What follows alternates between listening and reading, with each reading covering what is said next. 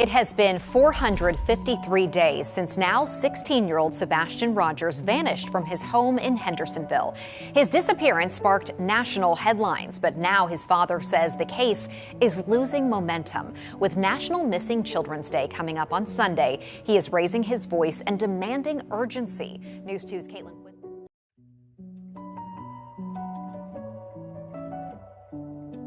I went and talked to neighbors, and every single one of them, every single one, welcomed me. And if they had video surveillance, they gave it to me. The only person that would not talk to me as the only person that had something to hide and wouldn't talk to me. You know, she has a son that's hiding and waiting for somebody in the dark, late night on the 25th. And there needs to be some explaining for that. I'll just leave it at that. That we are going to keep searching, we are going to keep looking, we are going to find him, and we are going to bring him home.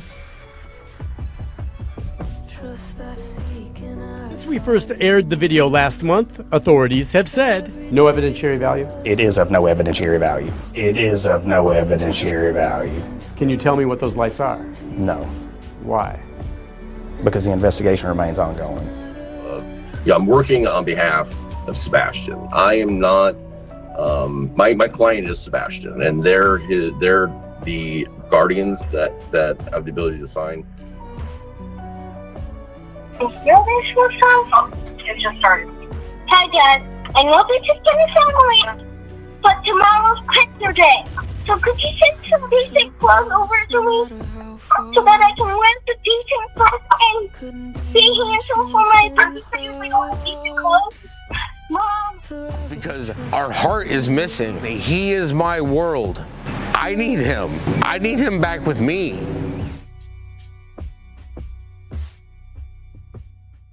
Welcome Mob Crew family. Today's video is part 2 of exposing the lies and con artists who have continued to create utter nonsense and mislead the public into thinking they are investigating the truth behind Sebastian Rogers' disappearance. Everything I say in this video is alleged and only to be taken as a form of entertainment. But, as always, if you follow me in this case, you know that I have inside sources, footage, and close knowledge of this case. With that said, I will break down what is going on with this footage and, believe me, you'll want to stay till the very end to see what exactly was really going on in this footage, as it is absolutely shocking.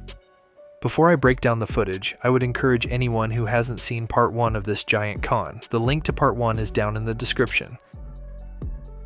So let's recap a bit from part 1 of my video about PI Stiff Fish Sticks. Here he claims his client is Sebastian Rogers and is all about finding the truth no matter where it leads. Yet we all know, as he admits here, his true clients are the stink feet, who both Fish Sticks and the stink feet have turned this case into a circus, and this created complete confirmation bias.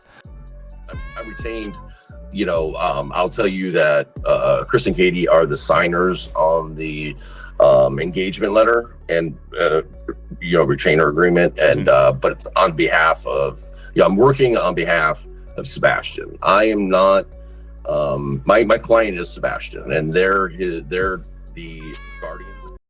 So just to remind everyone of what Fish Sticks and his clients are capable of, here is an example of the lies and deception they brought to this case. So just before the 1-year anniversary, Fish Sticks and his soulless clients literally told the news outlets that they had footage that it possibly could be Sebastian Rogers. Not only that, but Fish Sticks and his clients literally claimed that there was 2 people in this footage and that one of them was hiding behind the car. Video that the family of Sebastian Rogers believes could be a break in the case. Sebastian has been missing almost 1 year now. His mother and stepfather, so that's Katie and Chris Proudfoot, have hired a private investigator to look into this case, and he has been scouring hundreds of hours of surveillance video. He says he has found video that could really be something. It could possibly, he says, it could be Sebastian. He says it shows this person who comes out in the neighborhood and then hides behind a vehicle when a person walking a dog walks nearby and then comes back out. Yep, that's right. This clown and his clients tried to claim that there were 2 people in this clip and that one of them was hiding behind a car. But of course that was not the case, and it was just a guy walking his dog the night that Sebastian disappeared. So if they are capable of that kind of lies and deception, all on the behalf of a missing teenager, what else could they be capable of? So after exposing Fish Sticks and his clients, he would then release a statement and unseen footage from the night Sebastian Rogers disappeared. So let me give you a little context about the situation before I break down the new footage. Here is Fish Sticks complaining about a neighbor who knew his intentions were not good. So here is a clip of him talking about this neighbor and the disturbing claim he makes.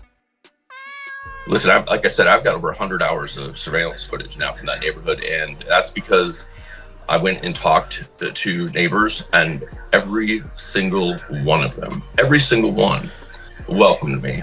And if they had video surveillance, they gave it to me. The only person that would not talk to me, as the only person that had something to hide and wouldn't talk to me. Video surveillance of the whole neighborhood, I can watch that whole search going on. I can see, she has a son that's hiding and waiting for somebody in the dark, late night on the 25th. And there needs to be some explaining for that. I'll just leave it at that. Don't worry, Fish Sticks. I'll be more than happy to break down this clip you claim is a neighbor's child hiding and waiting in the dark. Trust me when I say, he absolutely had a banger of a clip. This clip he has been using for months to try and throw a mother's child under the bus during an active missing persons case. So this here is the clip from the night Sebastian Rogers disappeared. It starts around 10:17 p.m. on the 25th. This camera is pointed towards the northeast of Kellen Avenue. Now remember, Sebastian would be put down around 9 p.m. and then according to his mother, she hears a thud an hour later around 10 p.m. by allegedly Sebastian. Also remember, Katie claims she is on the couch in the front room until nearly midnight. In my opinion, making it nearly impossible for Sebastian to sneak out until after midnight. So in this footage, I will admit, there is something suspicious. Not only is there a person with a flashlight walking around, but there is someone or something hiding in this footage. Let's take a closer look to see what is really going on. After reviewing this clip for several minutes, I found something huge. And now I actually think the PI Fish Sticks and his clients really did have something big with this clip that could break this case wide open. So we see a person with a flashlight walking around very suspiciously, of course. But it's moments later when something lurking in the shadows appears. As we continue to watch the neighbor's son move around in the front yard acting super sus with that flashlight, that's when something lurking in the streets finally reveals itself. Oh my god, do you actually see that? What the hell is that? Holy shit, there it is, Fluffy the cat. Wow, could it be that the neighbor's son is actually just looking to bring in the cat? But wait, I thought Fish Sticks claimed he was hiding in wait for Sebastian, not Fluffy the cat. Yep, that's right. The reason he is kneeling down is because Fluffy is happy to see his owners and is now rolling on the ground just in front of the neighbor's son.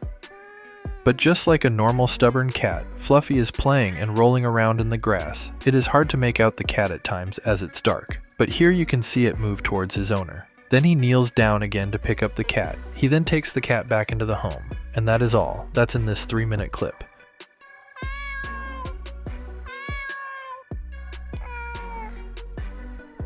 How did Fish Sticks and his clients not examine this footage properly? I'm really trying to understand how this clown is a PI. So once again, I've had to debunk more nonsense made up by this heartless PI and his soulless clients. Here is Fish Sticks literally saying how pointing the finger at the wrong person or persons can ruin their lives. Or anybody did. If I find out somebody did something to Sebastian, I will go at them so hard. But until then, until I have that proof, there's no reason to put somebody through that anguish. Because if we're wrong, my God, I don't want to ruin somebody's life. My God, I don't want to ruin somebody's life. My God, I don't want to ruin somebody's life. My God, I don't want to ruin somebody's life. Fish Sticks and his clients are frauds, and he is a tool. Not once has this guy shown any evidence to prove Sebastian made it home, and if he did, Fish Sticks can't even prove Sebastian left his home. So my question to Fish Sticks is, how do you skip all the way to Z before you can prove he made it past point A? It seems Fish Sticks has no problem releasing footage of innocent neighbors and not blurring their privacy, but when it comes to the real footage that could make a difference in this case, you know, the main 2 cameras that face the Stink Feet home, why does he go out of his way to blur parts of their home and the neighbors behind them? If you have no problem releasing this footage, why not release the footage that actually matters? Clearly you don't even take the time to review your own footage. Perhaps you should release it to the public.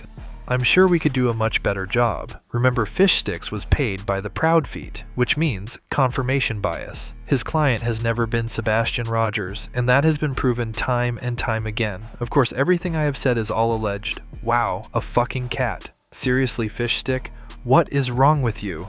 All in the name of Sebastian Rogers. Please share your thoughts in the comments below, and most importantly, share this video, like it, and subscribe for more details. And thank you for watching.